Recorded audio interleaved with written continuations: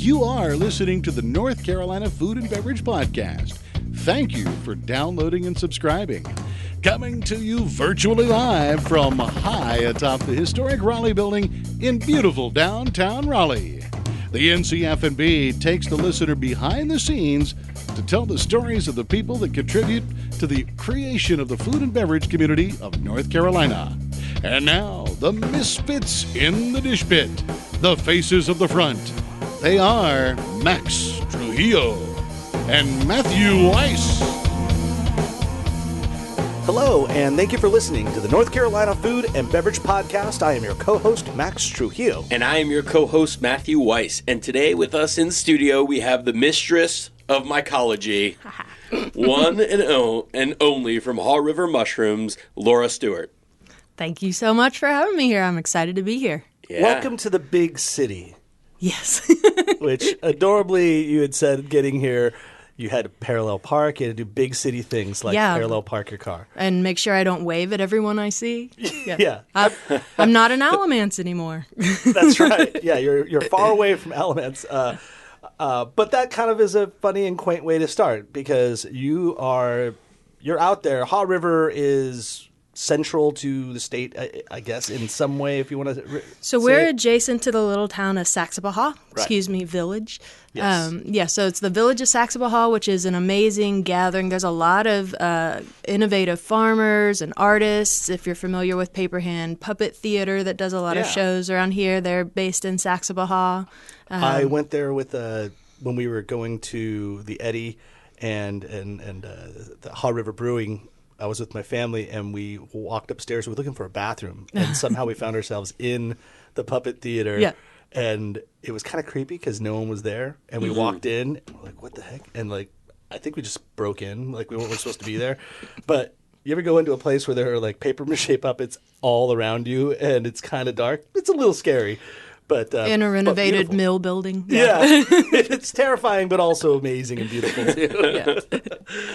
Yeah. So I'm sorry. So continue. So you're in near Saxapahaw. Mm-hmm. We're just a few minutes from the village. So Saxapahaw was created it used to be a textile mill. Yeah. And then when it went out of business, it just kind of laid there for a while. And then some people came, renovated it. They put in 2 amazing restaurants. There's now a ballroom that brings tons of fantastic musicians. There's the Haw River Ales Brewery.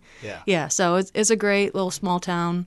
And we call our part of it UCLA, which stands for Upper Chatham Lower Alamance. Okay. Yeah, so we're not the middle of nowhere. We're UCLA. Right. And you're not that far. I mean, you're not 20 minutes from Chapel Hill or something 20 like minutes that? from Chapel Hill, 20 minutes south of Graham, about 30 minutes from Greensboro, and 20 minutes from Pittsboro. Yeah, you got places to go. Oh, yeah. So mushrooms. Yeah. That is not a common trade that many get into. Of course, we've had Amy Fox from Fox Farms and Forage on the show before, and she's fantastic, and she's a little bit closer to our neck of the woods here. But we dipped into mushroom conversation with her. But there are not many of those that make that their true passion. How did that become so prevalent in your life? Yeah. I'll admit I didn't see it coming. If you'd told me 10 years ago I'd make a living selling fungus, I did not see that coming. So I met my husband in Columbus, Ohio. He was there for a job, and I was working for the Ohio State University. And the Ohio State University. Yep, How you yep, said, and that's how you know that I'm not Pryor, lying. OHIO. All players. And his dream from childhood was to farm, and he wanted to do a sort of regenerative farming model similar to, if folks are familiar with Joel Salatin from Polyface Farm. He does this. He does this rotational grazing model where he runs chickens after cattle, followed by goats, and each one kind of serves a different purpose to reduce flies, build soil. Yeah, we did a great episode with Dr. Alan Williams on regenerative farming. Yeah. So we don't know the gentleman you're talking about, but it sounds like he's following a lot of the same principles. His farm's up in Swoop, Virginia. He appears in a lot of the kind of small, sustainable family farm documentaries. So that was our first trip as a couple, was to go see the Salatins' place, and for me to get a sense of what it might be like to be a farm family. And I told him, to me, the idea of farming feels a little bit like taking a vow of poverty, and I would have to really wrap my mind around what that, what's the lifestyle going to look like. And so it's been we've been doing it for 7 years now. We moved down here. We wanted the more extended climate of North Carolina, so we applied for off-farm jobs in North Carolina and Tennessee.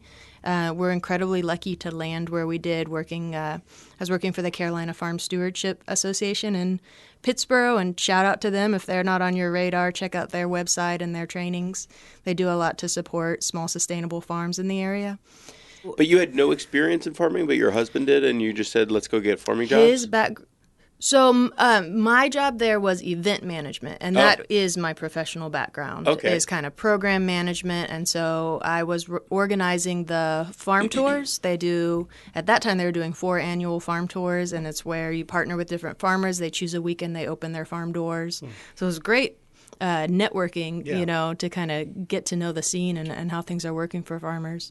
So, we were doing produce thinking we just want to get to know some other farmers and the area around here and be looking for land. At the time, we were like, and we'll be building capital towards our first livestock purchase, which don't go into farming as a fundraiser. is one sign of the naivete I was coming into it with. And we were selling everything at one farmer's market, the Chatham Mills Farmer's Market in Pittsburgh. And during that time, Chess took a class with Mushroom Mountain, these amazing mushroom farmers and mycologists in Easley, South Carolina. And he learned to grow oyster mushrooms. And we were like, well, that's so neat. And we didn't realize they're one of the highest protein content mushrooms of all the edible mushrooms. And their culinary diversity had a lot more to offer than we'd really realized. Our own background really was with cremini and portobello mushrooms. So we were like, we'll sell these alongside our radishes and our lettuce, and that'll be great. So we started doing that, and our customers were really responding to it, and we were really excited about growing the mushrooms, and we were realizing it's not just the mushroom fruit product that you get, but also we were growing on straw at that time. That myceliated straw you then till back into your soil, and it's adding a lot of benefits to the soil. Such as?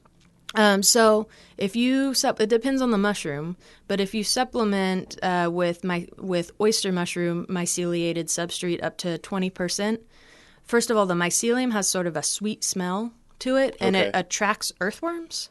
Okay. So it'll kind of feed the microbiome and increase the life in your soil, and it also adds aeration to the soil. So just not to get into farming too much here before we get off the topic of mushrooms, but did you say you till that into the soil? You can till or top dress. Or top dress. Okay. Because I know one of the things that Dr. Alan Williams was telling us is that tilling is a no-no these days in regenerative farming. Yeah, and so there's different ways. Sometimes people will still say till when they really mean sort of top till. Okay. There's a big difference between actually really digging. breaking up the soil versus integrating it into your top few layers. And there's specialized tools now that NCA&T is rolling out where you it's not like you're not getting any of the benefits of breaking up that top weed layer, but you still are kind of relying on the microbiome to bring those nutrients lower. Gotcha. Yeah, and it's not, you were saying not to get sidetracked, but really it's all connected, and the part of the reason that you would want to consider having a more fungally dominant soil is you may say, hey, I can just pour NPK into my soil, chemical versions of it, and I'll have tons of nitrogen and tons of potassium. Whereas with an organic soil, if you do the measurements of the available nutrients in the soil may be much less, but the plants actually form relationships with the mycelium in the soil, with the fungus, and it brings those nutrients from very far away. So the plant, what you really should be testing is what is the NPK concentration in my plant. So that makes sense that you want to focus on the things that are living near it or so, because the mushrooms themselves or fungus in general are almost like not a byproduct, but it's what happens when you're growing other things. Is that fair to say? I don't know. Maybe I sound like a moron right now. No. So I You're think a fungally lot. challenged. Yeah, You're a lot fungally challenged, man. Which usually might be a compliment, but. So I think when we think of mushrooms, we think of that fruiting body above the ground. Yeah. But a lot of mushrooms never produce a fruiting body. They're just in the soil. So, really what's going on is that mycelium underneath the ground, and then when it's ready to send out spores, they'll send out a fruit body that can spread and send those spores out. But most of the mass of the mushroom is underground, and some of them you'll never see unless you get out a microscope. Interesting. So is your farming handled, are you outdoors? Do you do outdoor farming? Or yours, I assume you do indoor farming. Yeah. Because that's kind of how you can control it. Absolutely. So that's a great question. The way we make our living is with indoor temperature-controlled farming. So when Chess and I started, we had full-time off-farm jobs. And so we needed to be able to farm in more passive ways. Maybe we'd do kind of a weekend warrior log inoculation, and then later we were inoculating hanging straw bags in a high tunnel. And both of those were growing methods that we could leave the farm for 9 hours, wake up in the morning, maybe spray them, do a little bit of harvesting, be gone for 9 hours, and then come back, and sometimes it was time to harvest again. And we had timed misters to sort of keep them going. But you can only scale up so much with those methods. Mm-hmm. So we teach classes on the farm because it's one of those things where it's easy to grow some mushrooms and then very expensive and labor intensive to grow commercially. And I'll talk about there's several reasons why. But, there's parts of Asia where having a little mushroom garden with some logs and maybe some wine caps is as common as having a tomato garden is here in North Carolina. Mm-hmm. So I'd love to see more people doing that. It's a really good kind of food system resilience model. Mushrooms are very high in nutritional content, high in protein. Sometimes they get this reputation as just being sort of fiber, and it's not true. They're a bioavailable source of vitamin D. Some of them have, like oyster mushrooms in their dry weight, have more protein than chicken. Interesting. Wow. So it's both a very accessible thing for gardeners, but at some point Chess and I said, we love this. We're never going to get bored of it. There's so many different avenues to explore. We want to do this full time. So when we set that goal, we knew we were going to have to switch to indoor production, because when we were growing in that high tunnel, what would happen is it'd be like we had here recently, a 2-month drought. We had overhead misters, but if the air is that dry, it's just not going to fruit, or it's not going to fruit a lot. And then you'll have weather more like this, where it's 60 degrees outside, it's raining pretty regularly, there's just a lot of natural moisture in the air, and then everything explodes. And so we rely on, we now sell at 5 different farmers markets, and then during the week we sell to several chefs in the area. And so for them to be able to purchase from us every week, you can't tell a chef, like, I have nothing for you this week, but next week would you please buy 100 pounds of shiitakes? Right. It just doesn't work that way. They need to be able to put you on your seasonal menu. And if they have to 86 a dish because you couldn't come up with their mushrooms one week, that costs them money. And you're probably going to lose that account. It's going to be hard to get the reorder. Yeah. Yeah. And so that's why we made that transition to indoors. And right now we're actually growing in modified refrigerator trailers. And so we are controlling light, temperature, oxygen, and humidity. Okay. So we have to bring the air into an initial space. We're controlling for light, temperature, oxygen, and humidity, which means that there's these intake fans and kind of a packing area. And so we're bringing the outside air in. Days like this, it's about 60 degrees outside. That's super easy because that's basically the temperature of air we want to bring into the growing space. But when it's 10 degrees outside, we're doing a lot of work to warm that air up before it goes into where our mushrooms are fruiting. And so we're modifying that temperature, then we're sending it into the grow room, and we have overhead misters on a timer. So we're trying to keep it at about 90% humidity and 60 to 65 degrees. Just from a novice perspective, this seems to me like a very smart decision when you're getting into farming, because you can control all of the parameters.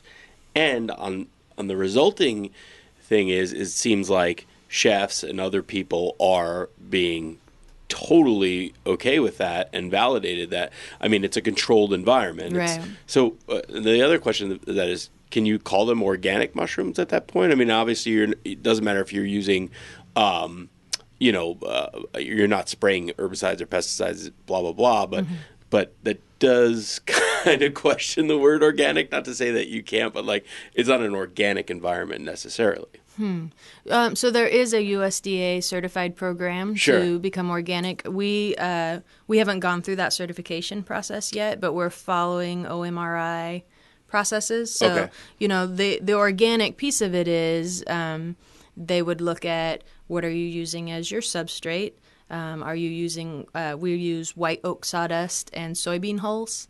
And the mycelium itself is actually a mycoremediator that's going to break down things that are in your soil. I've seen I'm getting a little sidetracked, but I'm just going to go there anyways. Okay. I've seen farmers that do the mushroom hanging bags on straw, and it can be hard to get organic straw, and sometimes people just spray the heck fire out of their fields. And so I've seen them, grow their mushrooms, and it'll actually, oyster mushrooms will take like glyphosate and break it back down to its elemental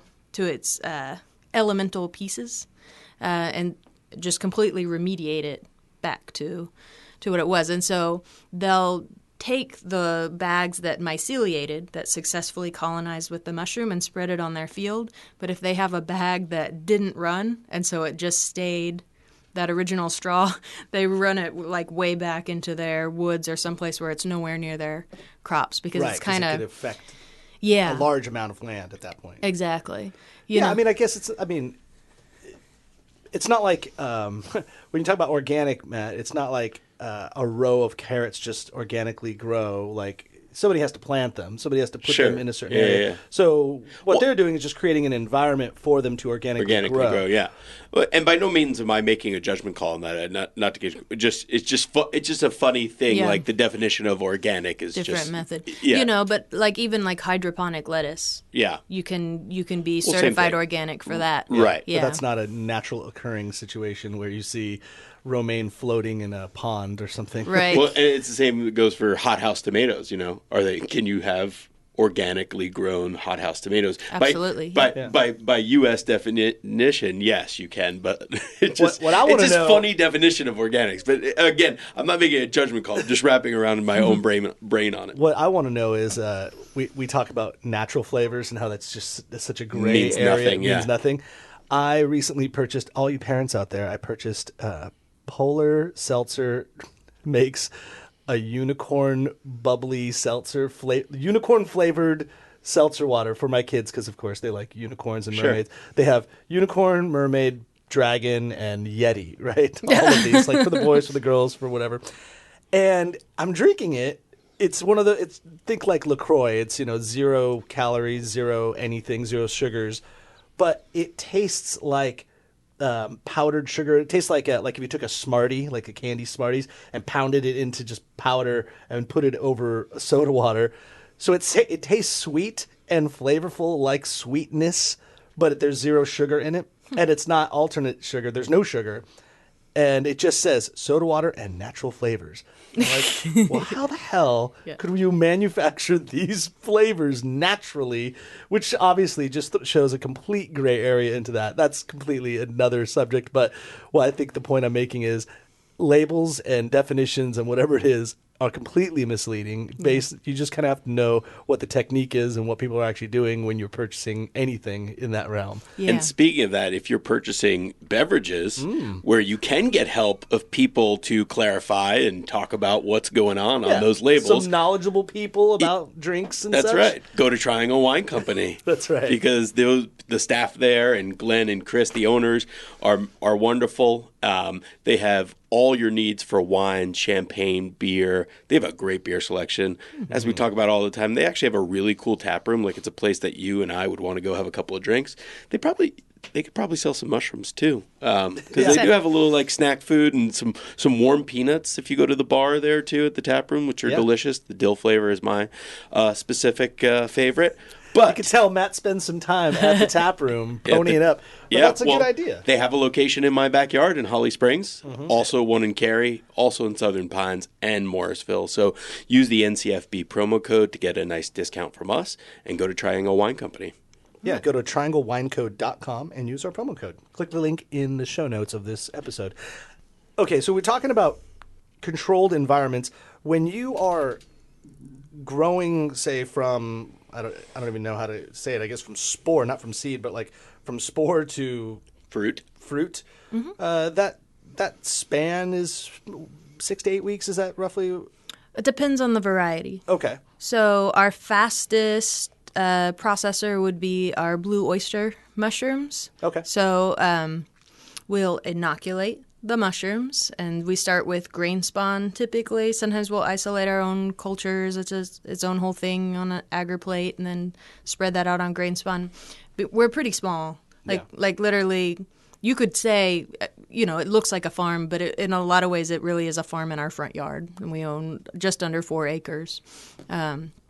And so we bring in grain spawn, and then we have a lab that is in it would look like a garden shed on the outside. Sure. We've got kind of a Doctor Who thing going on there, because it's like, oh, I bet that's where you keep your mower. And you walk in, and it looks like a very nice lab with a laminar flow hood. I've had people from universities be like, ooh, nice laminar flow hood. I don't hear that every day. That's right. And I'm like, excuse me, sir, I don't even know you.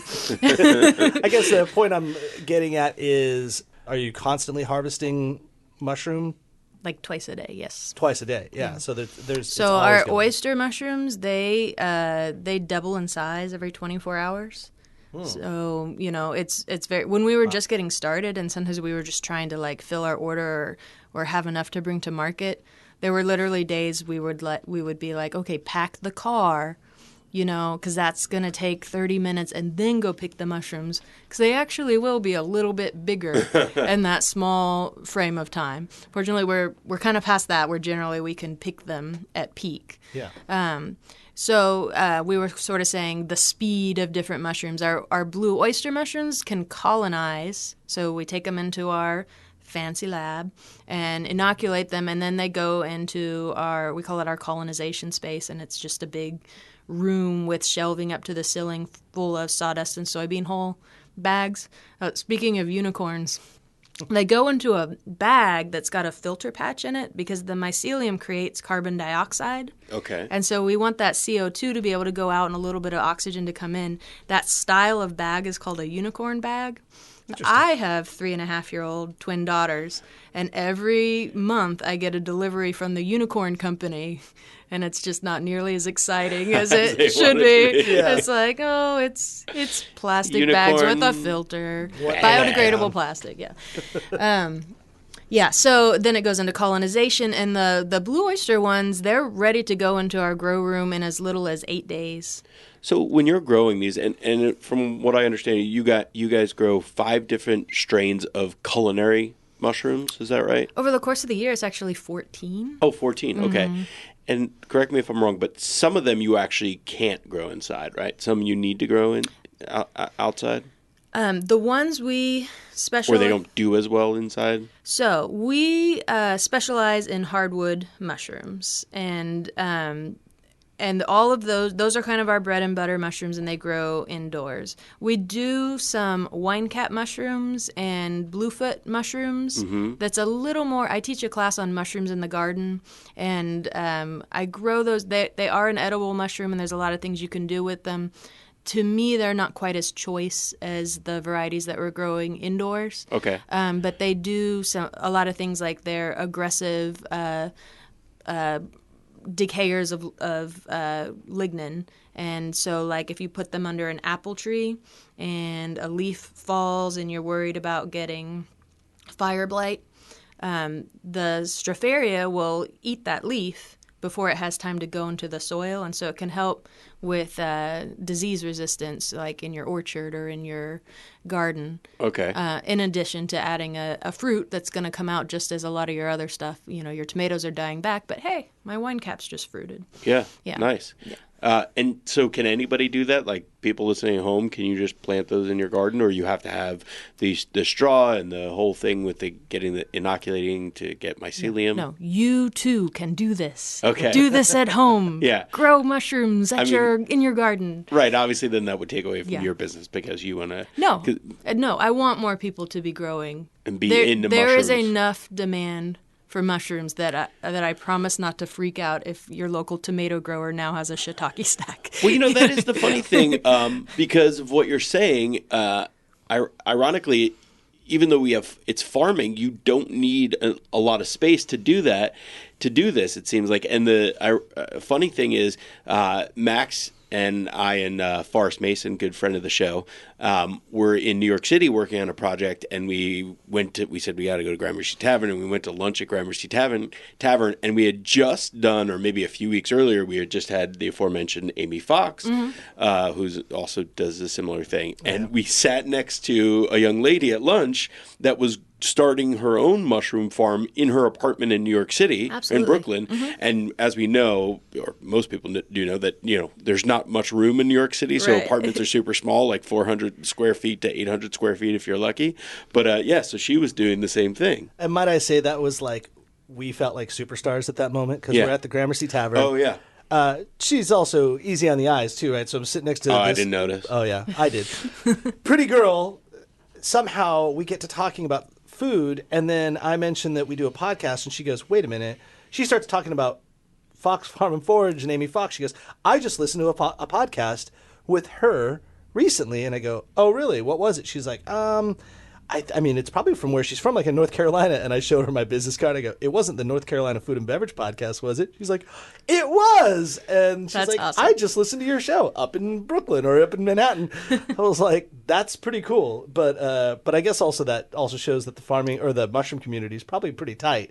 Like you just said, there's not enough people growing enough mushrooms to probably make, if everybody grew them, it would probably make growing a whole lot easier too, right? The land would be more fertile for mushroom growth. Amy's now taken on a lot of wholesale contracts, but she started out doing several farmers markets, and we always kind of said, like, I do farmers markets too, and we know we're out there just educating people. Like, this is, this is how you would cook with this mushroom. This is the nutritional profile of this mushroom. So we don't see each other really as competition. We're helping each other when we're out there spreading the word about why. And mushrooms are just catching on in the United States. Yeah. So the industry is really booming. People are paying more attention to healthy food. We're still importing a lot of our mushrooms from overseas, and it's not, a lot of people will say, well, this is, organic from China, but they have their own, like USDA certified organic means some very specific things, and it means you were audited, but organic from China in a way is not that different from natural. Right. There's there's some loose interpretations. Yeah. Yeah. It just doesn't mean the same process. So I think when you run into another small family sustainable farmer or another, creative entrepreneur that's just starting to grow mushrooms in their Brooklyn apartment, we're just like, Good for them. Yeah. Well, it makes so much sense in this day and age of, again, knowing your farmer, knowing where your food comes from, trying to be as hyper-local as we can. Here is a wonderful food source that you can make as flavorful as you want, and from what you're talking about, nutritionally, is as quality-wise as a lean protein, as chicken or turkey. So and you can grow that in your own backyard or in your own house, I guess. Yeah. But that begs the question, because Max, I meant to ask you even before we turned on the mics. You were championing Haw River mushrooms, and I wonder how they came into your purview. Actually, a friend of the show, he's been on before, Sean Patrick Terrio, who does an I Love Data Centers podcast. He does a lot of tech stuff. You wouldn't think like mushrooms would come out of a conversation with this gentleman. Sean is the guy, he's a connector. He's a colleague of my brother. That's my right. younger brother, Alex Weiss. Yeah. That's right. And he also is how he connected me to my butler, Keeley. Oh. Yeah, and so he's a connector in many ways, and he had met you as well, Laura, and said you two need to meet mainly. And it's funny that you mentioned that, because that's where I was going with this conversation was all these mushrooms, all this protein, all this nutrition. if only I could get them in some sort of snack pack to take on the road in some sort of flavorful way of eating, you know, something like, oh, God, could somebody just make mushroom jerky, perhaps? That's really where the conversation initially started. He said, you have to know about Haw River mushroom jerky. So please tell us what is going on with this jerky. Thank you for that delightful segue. Okay, so we've been selling at farmers market since 2012. And one thing that we've learned is that when you give out samples at the market, people engage with you more, your sales go way up. So we always would try to, and also some people just had never had our mushrooms. So it was a big deal to have samples at market. And so what I used to do is bring a Coleman stove and cook the mushrooms there on site. And people would smell them. They'd come over to our booth and talk to us. Then we had twin girls in 2016. And so that their first year, they came to market with me. And so it was not going to be practical to wrangle two babies and cook on a Coleman stove. It's not practical to and do work most a things market. with twin kids. Seriously. And so basically, I tried to think of a way to keep doing the samples. Our family needed the money more than ever. We just doubled in size, you know. So I wanted to have the samples and that experience. And I also thought if I had a sample that the customer could kind of help themselves, if I'm dealing with babies or something, I can say, eat this. I'll be with you in just a minute. Nice. And so I knew a lot of people that foraged. Sometimes you'll go foraging. You spent all day in the woods and you find 50 pounds of maitake, this delicious wild mushroom that tastes kind of like, has kind of a steaky flavor. You know, and then you get home and you're so excited about it, but then you realize, oh, I still have to process this. So, you know, it's going to have a short shelf life because I found it in the woods. And so they'll make jerky out of their foraged mushrooms. So I researched some different recipes and started making oyster mushroom jerky as our sample. And it caught on.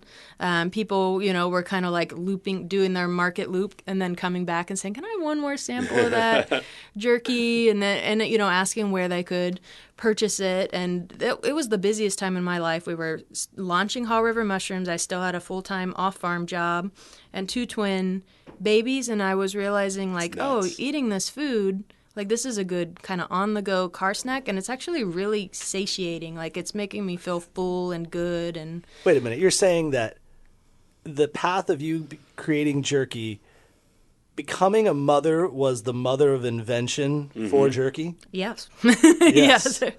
But that makes sense. That's super cool. And yeah, I mean, what a tasty treat. Even if you're not, like, you don't need to be vegan or vegetarian. Like you said, this has so many vitamins and high protein source. Like I literally have a little bag of peanuts right here that I'm snacking on right now, just to have something that's not loaded with sugars and whatever, just something. But that's a really great way to just keep you satiated throughout the day and such an easy way to go. Yeah, like I said, more protein than chicken. You know, so it does like it does actually kind of keep you full. And it's got the vitamin D. So it's got this nice nutrient profile. So we realized if this is solving a problem for us, that we just don't have a lot of time and we want something that's easy and kind of meal-ish, but portable. So it took us 3 years from then to go ahead and go through the certification process. But we got approved to start selling in January of this year, January 2019. And so now we're starting to get out into stores and we sell it online on our website.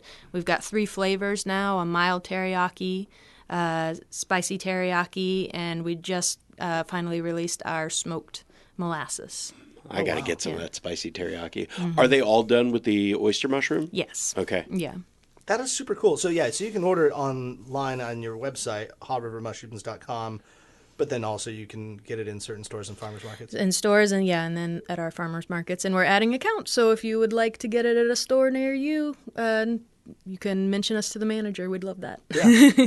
Seriously, like people don't realize how important that really is to go. I mean, most shops, even like the chaos that everyone talked about with Wegmans opening up recently here in Raleigh, it was like, they might as well declare it a national holiday because they open.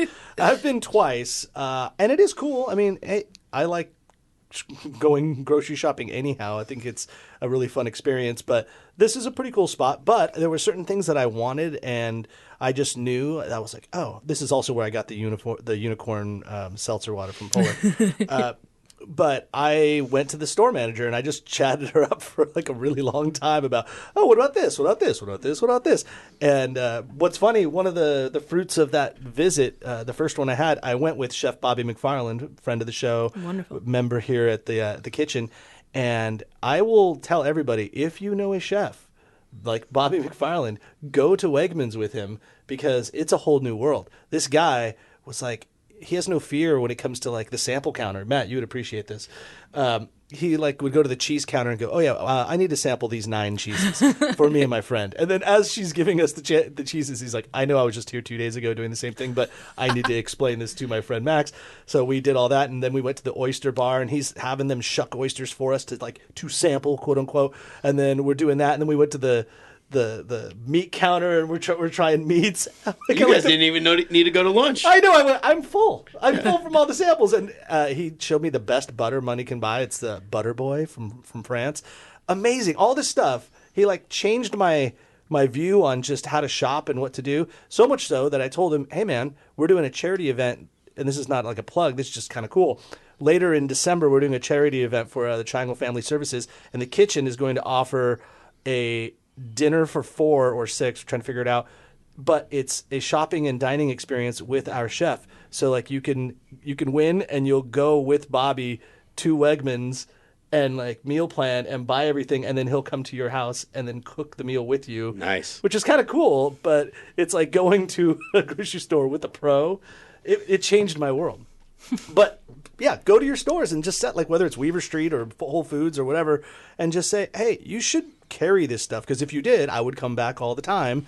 And guess what? I'm sure other people would probably buy this too. So it makes sense for them. Everybody's just a buyer or a purchaser, no matter where it is. So just, don't be afraid to ask your managers all that stuff. Yeah. Yeah. And I'll say, when we got into the value-added foods arena, it was because we were coming at it as market farmers. And really, we kind of, when we started, that's what we thought we would be. And the kind of prepared food world is a whole different world. They have different language, different, certifying bodies. So it's really grown our network. We cook our product at the Hillsborough Piedmont Food Processing Center. So that's been really cool to be part of a commercial kitchen, and you get to know lots of other entrepreneurs. Yeah. So before we get out of here, we got a few minutes before the show ends, and I know that you alluded to it at the beginning, that you do classes like the mushroom log inoculation workshop. It seems like you do that fairly regularly, and then even foraging classes. Mm-hmm. Please speak to us about that. Like, why and how should we get involved with this? Yeah, so you can go to our website to see our list of upcoming classes. The log inoculation is just starting. It's really a fall, winter, spring thing, and the reason for that is you do need to cut down fresh wood if you're inoculating them. Because it has the sugars concentrated in it, and because you want to make sure that you're getting in your preferred culture before any other mushroom cultures get in there. So we'll be offering those starting in November and going all the way through April. And I do a mushroom foraging class about every 6 weeks. You can see those upcoming dates. And then a mushrooms in the garden class, and that's where we'll learn more about how wine caps and bluefoots can help you both add a crop into the shady areas of your garden and also with disease and pest resistance in the garden. And it's fun, and we do them at our farm, so you'll get a farm tour and kind of see how we do things and then how that applies to how anybody could grow mushrooms in their own home. Cool. Yeah. Sounds awesome. Yeah. One last question for me. What about the medicinal mushrooms? I know in this, obviously, the whole CBD wellness area has exploded, or business has exploded. So what's going on with medicinal mushrooms? Yeah, they're doing some really cool research. That's not my area of expertise, but you guys grow some medicinal ones as well, no? Yeah, so and a lot of times there's overlap. Like the lion's mane mushroom is a culinary mushroom. We have another product called lion's mane crab. It's radio, so you can't see, but I'm doing the parentheses thing. Yeah. But it's actually vegetarian, and instead of crab, we're using the lion's mane mushroom. So that's a really gourmet mushroom. And then medicinally, it's been researched as a possible treatment for Alzheimer's, Parkinson, or depression and anxiety. Just a lot of different impacts in the brain. The science is young, but it's another mushroom. Part of the impetus of Chess and I deciding this is what we want to do full time is the realization that mushrooms is one of the few remaining frontiers. Mm-hmm. And you can go deep and you start to just realize it connects back to everything. Medicine, food, soil building, and a lot of the biggest problems of our times. Mushrooms have a role, sometimes a significant role, in a possible cure. That's fascinating. Yeah. It's completely fascinating. Yeah. Well, look, before you get out of here, I got to ask you a question. Do you ever imbibe on a little booze or a little liquor at the farm on off hours? Oh, heck yeah. Okay, I like that enthusiasm. So, if I was going to ask you, what's your poison? Do you prefer like a moonshine, a rum, a bourbon, something in that realm? What would you say? Yeah, we like a bourbon. We sometimes take our mushroom tinctures and add them to bourbon. Oh, yeah. Yeah, and then we're like, oh, see, it's medicinal now. Well, I wonder if you could make an umami version of proof alcohol ice cream. We're going to have to talk to Jennifer Randall about that. But we want to, before you get out of here, send you on your way with some proof alcohol ice cream as being a guest of the show. I love it. Thank you so much. It's a Think Differently About dessert. Proof alcohol ice cream comes from South Carolina, and actually today, as this happened, received an award, the 2019 Product Innovation Award from South Carolina. They're just about to release their apple pie moonshine that we're going to have in the house soon to give out to everybody. But we're going to send you with some caramel bourbon ice cream that has 7% alcohol in it. It's pretty indulgent because just as ice cream, it's delicious. And oh, by the way, it's got a little bit of that bourbon, like actual bourbon inside the ice cream itself. That sounds amazing. So yeah, maybe if time is an issue for you, you don't have time for dessert and booze. Yeah. It's also ice cream I don't have to share with my kids. Yeah, I that's like right. that. Yeah. This is not for you. I'll have to say, this weekend I took home a pint of the moonshine and cheesecake. Oh, yeah. And it was delicious. And texturally, everybody was like, oh my God, this is really good ice cream, period. And then I was like, yeah, it's got a little kick. I even had, my mom on the couch a little bit. She felt a little bit better after. I want to see Ellen on an ice cream drunk high right there. Well, thank you so much. Go get yourself some proof ice cream. Go get yourself some Haw River mushroom jerky. Yeah. Get yourself some Haw River mushrooms. Go to Saxapahaw and visit them. Come on you will out to eat and Saxapahaw. drink very merrily. Thank you so much. Thanks for listening to the NC F&B podcast. And if you've stuck with us this long, review us on iTunes and remember, 5 stars are encouraged.